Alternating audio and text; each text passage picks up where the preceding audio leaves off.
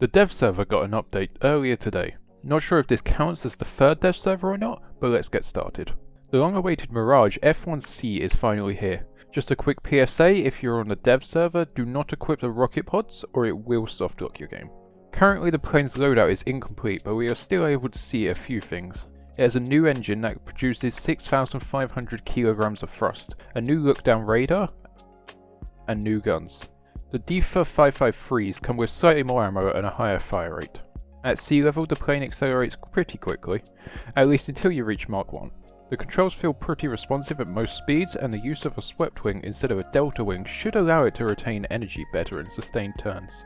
The modifications for the plane show that it will get the Magic 2, an all-aspect IR missile. Its BVR capabilities will also be upgraded as the Mirage F1 has access to the Super 530F. Overall, my first impressions of the Mirage are quite positive. The plane has decent flight performance and new missiles should make the plane competitive with other top tier offerings. The A10A Late has been added to the American tech tree. It can carry 4 AIM-9Ls, but otherwise there are no major changes when compared to the premium counterpart. The AGM-65Ds are still not here, and both A10s are still missing their modular loadout options.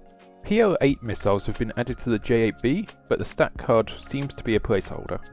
The Aspide 1A received a buff. According to the stat card, the missile has a launch range of 80 km and a maximum speed of Mach 5. Hopefully we will get a data mine later today, as these stat card changes are rather vague.